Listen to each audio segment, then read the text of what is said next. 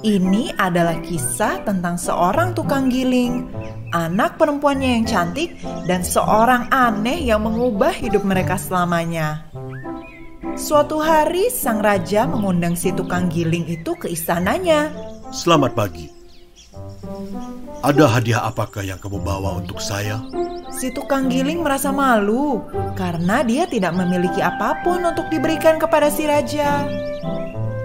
Hamba adalah orang miskin.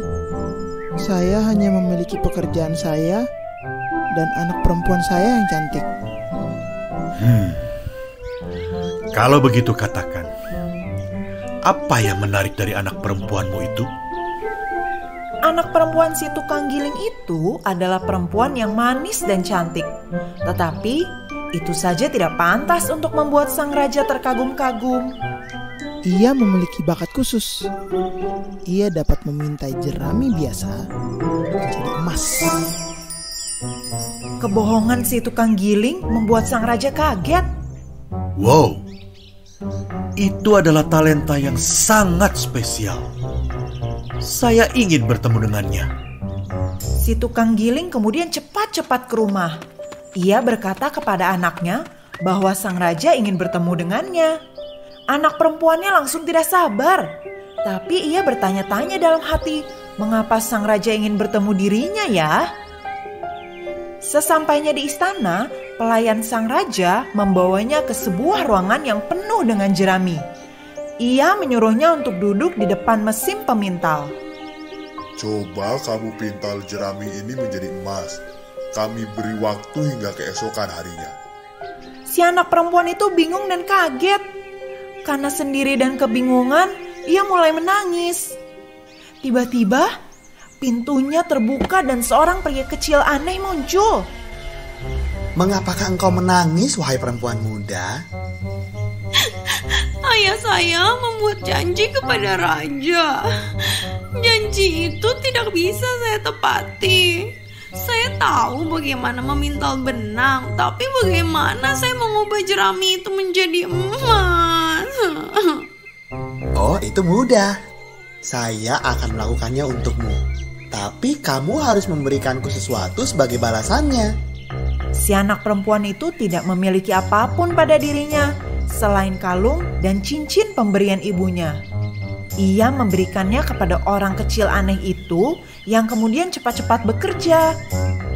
Ia meminta jerami itu menjadi emas dan sebelum pagi hari tiba, ia sudah menghilang. Keesokan harinya, sang raja terkagum karena melihat ruangan itu penuh dengan untaian emas. Bagus sekali, bagus sekali. Ayahmu benar. Kamu memiliki bakat yang sangat istimewa. Sang raja kemudian membawanya ke ruangan lain yang lebih besar. Ruangan itu berisi jerami hingga ke langit-langitnya. Saya akan meninggalkanmu di sini hingga besok. Saya akan menikahimu jika engkau memintal semua jerami ini menjadi emas. Kaget dengan janji sang raja, anak perempuan tukang giling itu terdiam. Dia kemudian hanya duduk dekat mesin pemintal dan menangis selama berjam-jam hingga malam tiba. Kemudian, apa yang terjadi? Ya, orang kecil yang aneh itu datang kembali. Engkau membutuhkan bantuanku lagi. Apa yang bisa engkau berikan padaku kali ini? Saya tidak memiliki apa-apa lagi untuk diberikan kepadamu. Kalau begitu, berikanlah kepadaku anak pertama ketika engkau menjadi ratu. Bagaimana? Melihat bahwa ia tidak memiliki pilihan, anak perempuan tukang giling itu menyetujuinya. Hingga pagi, si orang kecil aneh itu memintal banyak sekali jerami menjadi emas. Lihatlah semua emas ini. Kamu adalah gadis yang sangat istimewa. Pernikahan yang istimewa diadakan pada hari itu juga. Dan anak dari si tukang giling itu menjadi ratu kerajaan. Setahun kemudian, sang ratu melahirkan seorang anak perempuan. Sang ratu menyayangi anaknya dengan sangat. Pada saat ini, ia sudah melupakan janji yang ia ucapkan pada orang kecil aneh itu. Tapi kemudian orang kecil aneh itu muncul tiba-tiba. Ia kembali untuk mengingatkan sang ratu akan janjinya. Saya tidak dapat memberikanmu anakku. Ambillah yang lain, tapi jangan mengambil anakku. Janji adalah janji, tapi aku melihat betapa engkau menyayangi anakmu. Jadi aku akan memberikanmu satu kesempatan lagi. Bagaimana? Kamu setuju? Orang ini kemudian membuat suatu perjanjian dengan sang ratu.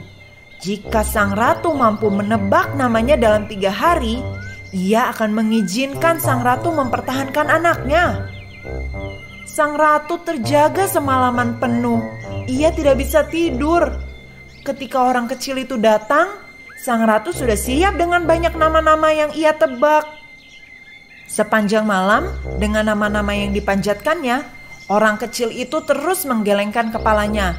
Sang ratu juga tidak sukses ketika mencoba di hari kedua. Pada hari ketiga, khawatirlah sang ratu.